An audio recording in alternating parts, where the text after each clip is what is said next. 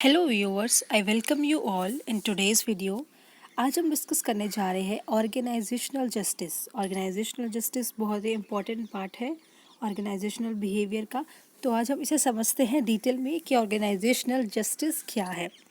तो जैसे कि सबसे पहले हम इसका ओरिजिन करते हैं कि ऑर्गेनाइजेशनल जस्टिस जो है वो कब डेवलप हुआ था और किसने इसको दिया था। तो ग्रीनबर्ग जो है उन्होंने डेवलप किया था इस कॉन्सेप्ट को, ऑर्गेनाइजेशनल जस्टिस को, कब 1987 में। 1987 में ग्रीनबर्ग ने ये कॉन्सेप्ट डेवलप किया था। He defined it as it is a personal evaluation about the ethical and moral standing of managerial conduct. तो इन्होंने क्या डिफाइन किया था कि जो है ऑर्गेनाइजेशनल जस्टिस क्या है, एक पर्सनल इवेल्युएशन है एम्प्लॉय का about the ethical and moral standing of the managerial conduct. यानी कि वो खुद जो है वो इवेल्युएट करने की कोशिश करता है, खुद इवेल्युएट करता है कि कंपनी में जो है उसके साथ जस्टिस हो रहा है या नहीं हो रहा है, एथिकली सभी चीज़ें सही हैं या कहीं लॉफुली जो है गलत तो नहीं हो रही है, या उसके साथ कुछ जो है इनजस्टिस तो नहीं हो रहा ऑर्गेनाइजेशन में। तो उस तरीके का ये पर्सनल इवेल्युएशन किया जाता है एक इंडिविजुअल एम्प्लॉय के द्वारा खुद कंपनी में। It refers to how an employee judges the behavior of the organization and their resulting attitude and behavior that comes from this। यानी कि ये क्या रेफर करता है कि एक एम्प्लॉय कैसे जज करता है behaviour of the organisation, organisation के बिहेवियर को कैसे जज करता है, एंड देयर रिजल्टिंग एटीट्यूड, यानी कि क्या रिजल्टिंग एटीट्यूड ऑर्गेनाइजेशन का उस एम्प्लॉय के लिए है, एंड उनका बिहेवियर, कैसा स्वभाव वो उसके साथ व्यवहार जो है वो करते हैं, उसके साथ फेयर है या नहीं है, इनजस्टिस तो नहीं हो रहा है। तो ये सब वो इवैल्यूएट करता है खुद एक एम्प्लॉय कंपनी के अंदर कि कंपनी उसके साथ कैसा बिहेवियर कर रही है। अगर उसके साथ जस्टिस है तो ठीक है, और अगर उसके साथ इनजस्टिस हो रहा है तो वो उसको इवैल्यूएट करता है और फिर फर्दर उस पर जो है वो एक्ट करता है। तो ये इसका ओरिजिनेशन था ऑर्गेनाइजेशनल जस्टिस का। 1987 में ये जो है कॉन्सेप्ट आया था और ग्रीनबर्ग ने इसको डेवलप किया था। ठीक है, अब हम जो है इसका मीनिंग करते हैं कि क्या है बेसिकली ऑर्गेनाइजेशनल जस्टिस। इसका मीनिंग हम थोड़ा सा डिटेल में समझते हैं। तो और जस्टिस बेसिकली क्या होता है, जस्टिस का मतलब क्या होता है कि justice refers to an idea that a certain decision or conduct is morally right and ethical. यानी कि जस्टिस का मतलब क्या होता है कि कोई चीज़, कोई भी डिसीजंस, कुछ भी एक्टिविटी मॉरली राइट है, सही है और एथिकल है। सही मतलब किसी के साथ अनजस्टिस या रॉन्ग प्रैक्टिस नहीं हो रही है, तो इसका मतलब होता है जस्टिस, यानी कि हर एक एम्प्लॉय के साथ फेयर मीन्स में ट्रीट करना। This correctness is derived from laws, values and ethics. यानी कि ये करेक्टनेस कि कौन इसको करेक्ट करेगा कि ये चीज़ सही की है, ये चीज़ गलत है, और मेरा जो बॉस है वो मेरे साथ जो है फेयरली जो है वो बिहेव कर रहा है, मेरे साथ जस्टिस हो रहा है कंपनी के अंदर, ये हम अकॉर्डिंग टू लॉ, वैल्यूज़ और एथिक्स से डिराइव करते हैं कि ये चीज़ करेक्ट है या नहीं है करेक्ट। तो इसकी करेक्टनेस होना ही जस्टिस कहलाता है। तो organisational justice deals with judgement about organisations behaviour. यानी कि ऑर्गेनाइजेशनल जस्टिस किस में डील करता है, जजमेंट। किसके लिए जजमेंट, ऑर्गेनाइजेशन के बिहेवियर पे, ऑर्गेनाइजेशन के कल्चर पे एंड क्लाइमेट पे, and his resulting behaviour as attitude and behaviour. तो जो भी ओवरऑल पूरा ऑर्गेनाइजेशन का बिहेवियर होता है, ऑर्गेनाइजेशन का कल्चर होता है, उनका रिजल्टिंग एटीट्यूड है एम्प्लॉयज़ के लिए, वो जस्टिफाइड है या नहीं है, इक्वल है या नहीं है। ठीक है, कहीं भी उनके साथ बाइसनेस हो रही है या कुछ भी जो है उनको इक्वली ट्रीटमेंट नहीं मिल रहा है, दैट मीन्स उन्हें वहाँ पे जस्टिस नहीं दिया जा रहा है या कुछ, तो वहाँ पे रॉन्ग प्रैक्टिस हो रही है। तो इन दोज केसेस एम्प्लॉय जो है उसे अनइक्वल फील होता है ऑर्गेनाइजेशन में, और जो है वो जो है कंफर्टेबल एम्प्लॉय में ऑर्गेनाइजेशन में फील नहीं करेगा, और उसके अंदर बहुत सारे कंप्लेंट्स जो है वो डेवलप हो जाएंगी। तो जस्टिस यानी कि करेक्टनेस होना किसी भी चीज़ का जो कि मॉरली राइट हो, एथिकली सही हो, अकॉर्डिंग टू द लॉज। ठीक है, और ऑर्गेनाइजेशनल जस्टिस यानी कि उसी जस्टिस को जब हम ऑर्गेनाइजेशन में इम्प्लीमेंट करते हैं तो ऑर्गेनाइजेशन में जस्टिस मेंटेन रहना, यानी कि सही तरीके से सब चीज़ें चल रही हैं या नहीं चल रही है, उसको जज करना। ठीक है, तो ये हमने मीनिंग कर लिया। अब हम टाइप्स ऑफ ऑर्गेनाइजेशनल जस्टिस करते हैं कि कितने तरीके के टाइप्स होते हैं कंपनी के अंदर। ऑर्गेनाइजेशनल जस्टिस कितने तरीके का होता है, अलग अलग तरीके का होता है। तो today we are going to discuss about 4 organisational justice, ठीक है। So let's do for the first justice. First one is distributive justice. Distributive justice क्या है? It is a fairness related with distribution of the resources and outcomes. अब देखिए हम इसको थोड़ा सा तोड़ तोड़ के पढ़ते हैं कि fairness related with what. Fairness यानी कि सही तरीके से जो है आपको distribution of resources and outcomes हो रहा है डिसीजन का।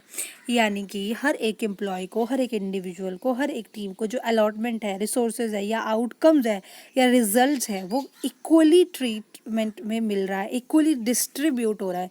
डिस्ट्रीब्यूटिव जस्टिस है तो डिस्ट्रीब्यूशन का यहाँ पर रोल है कि रिसोर्सेज और आउटकम जो है वो हर एक एम्प्लॉय को इक्वली जो है वो दिए जा रहे हैं। Thus, employees perceive distributive justice when they feel that outcome are equally useful for all. तो उन्हें डिस्ट्रीब्यूटिव जस्टिस कब फील होगा एम्प्लॉयज़ को? जब उन्हें लगेगा कि आउटकम्स जो है वो इक्वली यूजफुल है for all.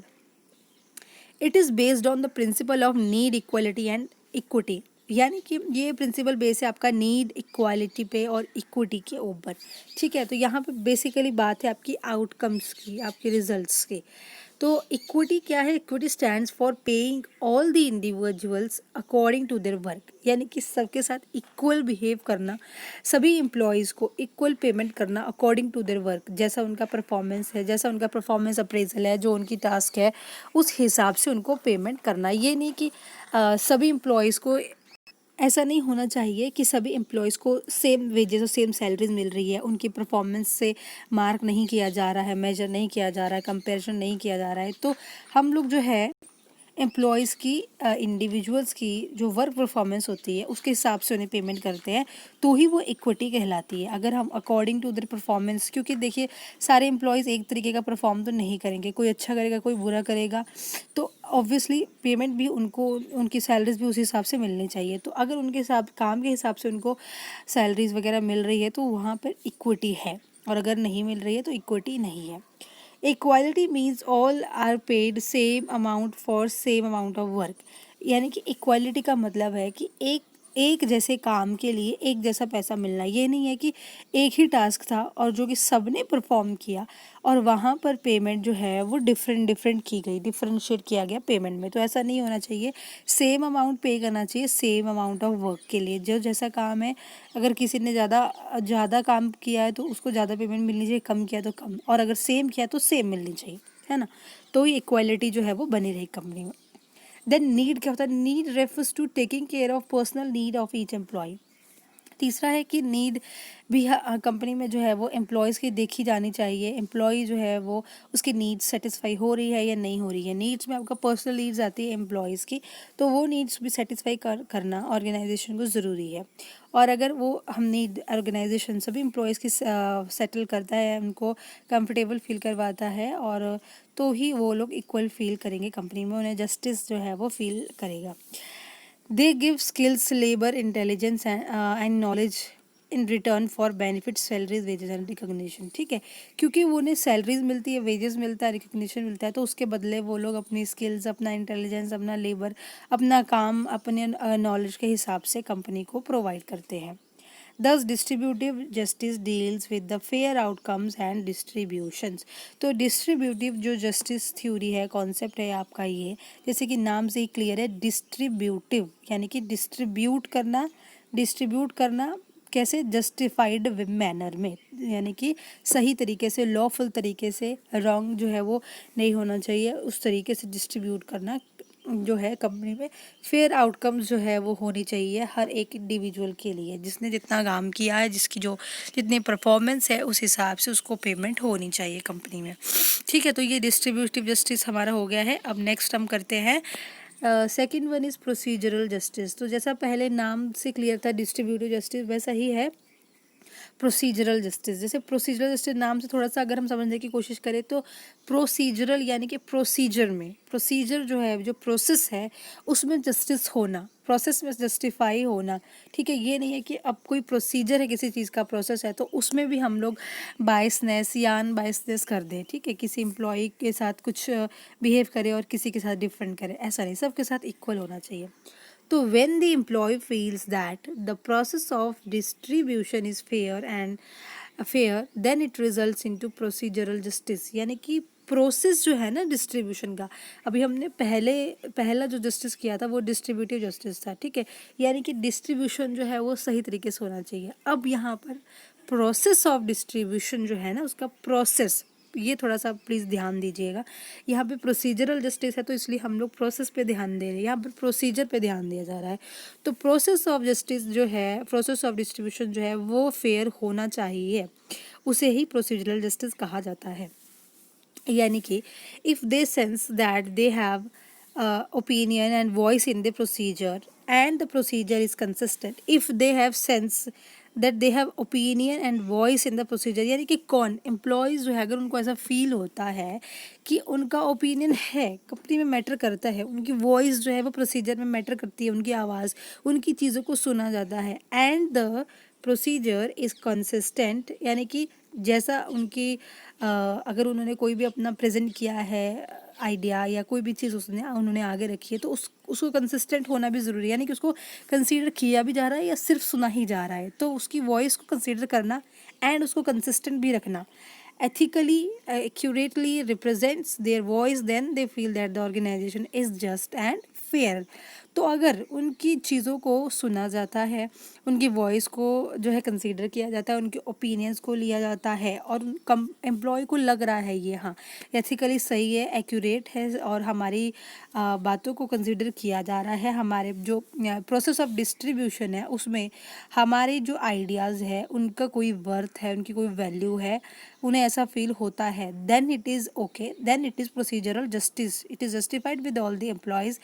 But if it is not, अगर उन्हें फील हो रहा है कि प्रोसेस ऑफ डिस्ट्रीब्यूशन में हमारा कोई रोल ही नहीं है, हमें कुछ पूछा नहीं जाता है या हमारी वॉइस को कंसिडरेशन नहीं मिलता है, then there is procedural injustice in the company among the employees. तो ये है हमारा प्रोसीजरल जस्टिस, यानी कि प्रोसेस में जो डिस्ट्रीब्यूशन का प्रोसेस है उसमें जस्टिफाई होना सभी ही एम्प्लॉयज़ के साथ।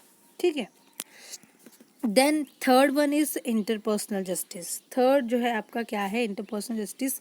इंटरपर्सनल जस्टिस क्या है, it is the perception about treatment, admiration and respect given to the employee. ठीक है, बहुत सिंपल है ये कि क्या है कि रिस्पेक्ट और ट्रीटमेंट क्या है एम्प्लॉयज़ के साथ जो भी किया जाता है वो बायस नहीं होना चाहिए, डिस्क्रिमिनेशन नहीं होना चाहिए उनके साथ on the basis of their caste, religion या कलर, एजुकेशनल कोई भी चीज़ है, कोई भी चीज़ किसी भी तरीके का उनके साथ जो है उन्हें जो है कंपनी में ऐसा फील नहीं होना चाहिए कि उनका मजाक उड़ाया जा रहा है या उन्हें इक्वल अमाउंट ऑफ रिस्पेक्ट नहीं मिल रहा है जो कि अदर उनके सबॉर्डिनेट्स या अदर कॉलीग्स को मिल रहा है। तो ऐसा नहीं होना चाहिए, सबको equal means of respect and recognition company में मिलना चाहिए, किसी भी आधार पर उनके साथ डिस्क्रिमिनेशन नहीं होना चाहिए।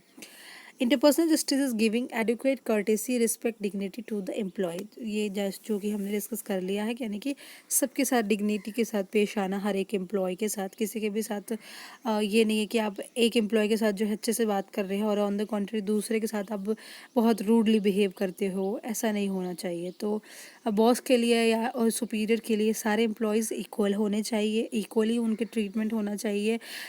तो इन मतलब हर चीज़ में उनके रेम्युनरेशन, उनकी सैलरी से लेकर और उनके एटीट्यूड बात करने तक हर चीज़ में उनके आइडियाज़ को इक्वली कंसीडर किया जाना चाहिए। तो ये इंटरपर्सनल जस्टिस हमारा हो गया। And now we will do last is informational justice. What is informational justice? Informational justice is all the employee must be given same and relevant information, यानी कि same and relevant information provide करना। जैसे कि informational justice concept है तो आपको information मतलब नाम से क्लियर हो रहा है कि इन्फॉर्मेशन जो हम प्रोवाइड करते हैं वो जस्टिफाइड होनी चाहिए। उसमें ऐसा नहीं होना चाहिए कि सुपीरियर जो है वो इन्फॉर्मेशन सबको कम्युनिकेट नहीं कर रहे हैं, है ना। यानी कि सारे टीम मेंबर्स को कम्युनिकेट नहीं किया, एक या दो एम्प्लॉय को उन्होंने कम्युनिकेट कर दिया, या फिर उन्होंने फिर उस एम्प्लॉय ने आगे जाके कम्युनिकेशन जो किया उसमें थोड़ा फॉल्ट हो गया या कुछ एरर आ गया या कम्युनिकेशन प्रॉपर नहीं हो पाया।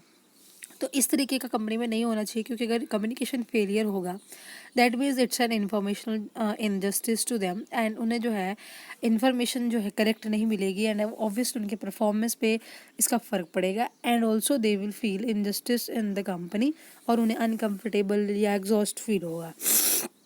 तो सेम एंड रेलेवेंट इन्फॉर्मेशन पहुंचनी चाहिए हर एक ईच एंड एवरी एम्प्लॉय तक, ठीक है। या तो आप एक ईमेल बना के जो है उनको ईमेल ड्रॉप कर दो सभी एम्प्लॉयज़ को, तो सेम ईमेल सबके पास जाएगी, तो सबके पास सेम कम्युनिकेशन होगा। या तो आप जो है उसको स्पीकर के थ्रू अनाउंस कर दीजिए, या फिर आप सभी एम्प्लॉयज़ को जो है मीटिंग में उन्हें अनाउंस कर दीजिए। तो मीन्स ये है कि इन्फॉर्मेशन जो कन्वे की जा रही है सुपीरियर के द्वारा वो सही होनी चाहिए, जस्टिफाइड होनी चाहिए, और एक जैसी इन्फॉर्मेशन हर एक एम्प्लॉय तक पहुंचनी चाहिए, ठीक है। The information can be with regard to day activities like meeting, goals and job responsibilities और ग्रोथ अपॉर्चुनिटीज़। तो डेली जैसे हम देखते हैं, डेलीज जो है कंपनी में मीटिंग्स होती है, सुबह सुबह फॉलोअप मीटिंग्स होती है, कुछ होती है, या उनका जो टारगेट है या जो भी प्रोजेक्ट चल रहा है उसके बेस पे मीटिंग्स होती है।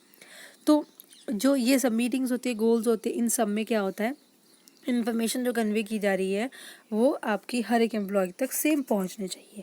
Hence if an employee senses that there is equal distribution of information then he will consider the organisation to be justice and fair.